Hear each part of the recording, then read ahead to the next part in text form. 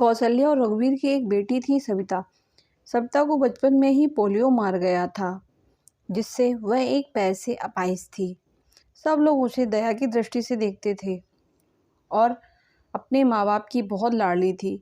उसकी आंखों में कभी आंसू नहीं आने देते थे। सविता अपाहिज जरूर थी, लेकिन सभी कामों में कुशल थी। स्कूल में भी वह सभी अध्यापकों की प्रिय थी। एक दिन कौशल्या बोली, सुनो जी, सविता की 11वीं पास हो गई है। हमारी बेटी दिव्यांग है, उसके लिए भी ऐसा ही लड़का ढूंढना पड़ेगा। लगता है उसकी शादी करने में बहुत मुश्किलें आएंगी, इसलिए अभी से लड़का ढूंढना शुरू कर दो। रघुवीर, हाँ कौशल्या, सही कहती हो। सविता कितनी सुंदर और सर्वगुण संपन्न है, लेकिन पैर की वजह से मेरी बेटी की जिंदगी खराब हो गई। सविता ने अपने माँ और बाबूजी की बात सुन ली।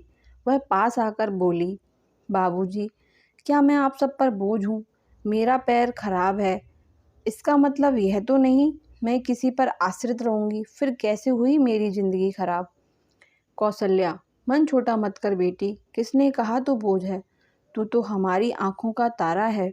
सविता, माँ, मैं पढ़ाई के साथ साथ कुछ करना भी चाहती हूँ, जिससे मैं खुद पर निर्भर रह सकूँ। इधर सविता की पढ़ाई पूरी हो गई और उधर रघुवीर सविता के लिए लड़का ढूंढने लगा।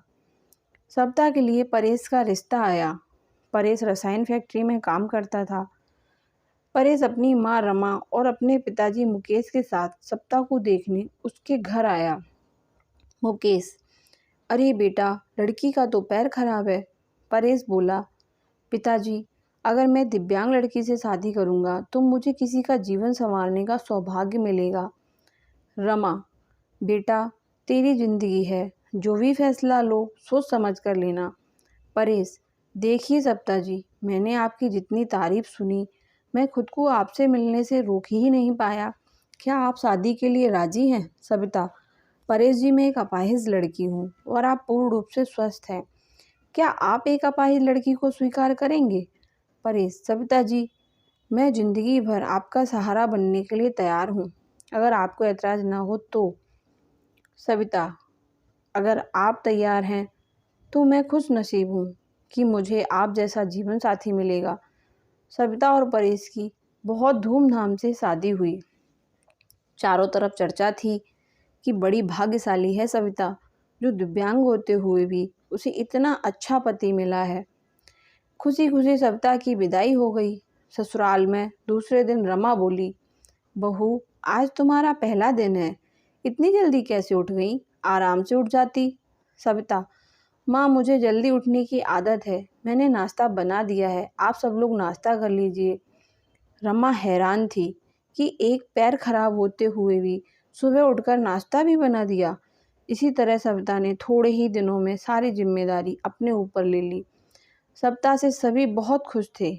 रमा, परेश, तेरी बीवी लाखों में नहीं करोड़ों में एक है। मैं तो डरती थी कि कहीं ऐसा ना हो कि एक दिव्यांग लड़की से शादी करके कहीं मेरे बेटे की ज़िंदगी खराब ना हो जाए। परेश, माँ, मेरा फैसला कभी गलत नहीं हो सकता।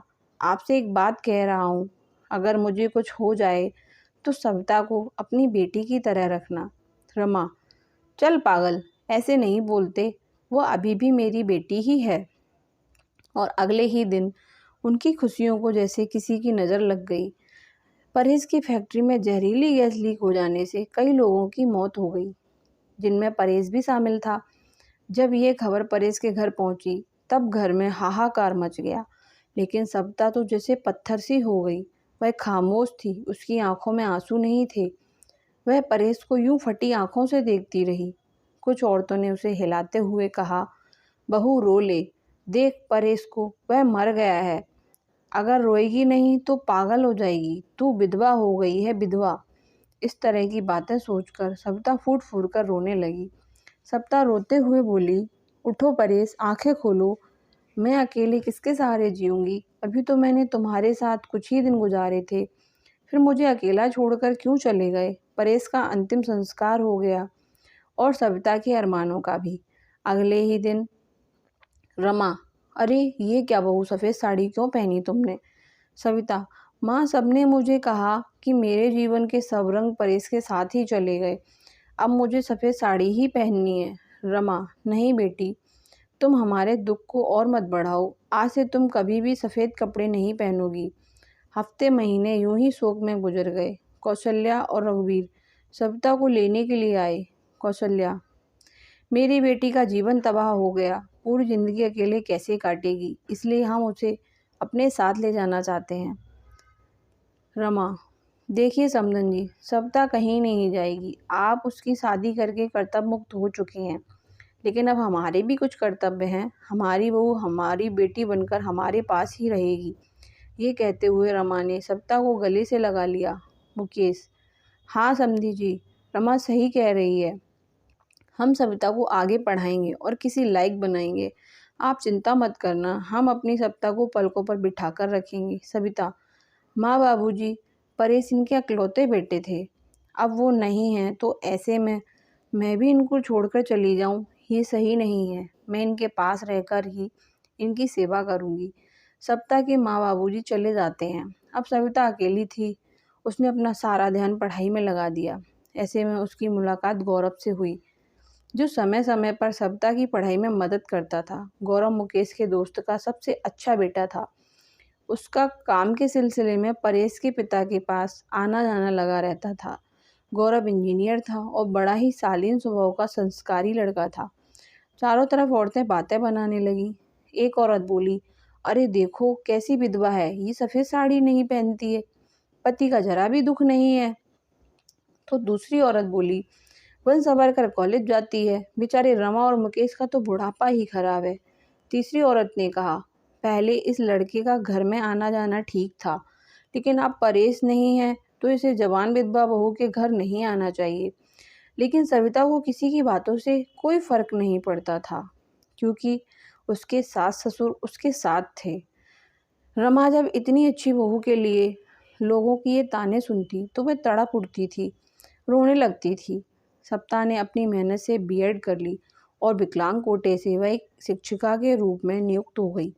रमा, सुनो परेश के पापा, हमारी सविता एक टीचर बन गई है। लोग ना जाने उसे कैसे कैसे ताने देते हैं।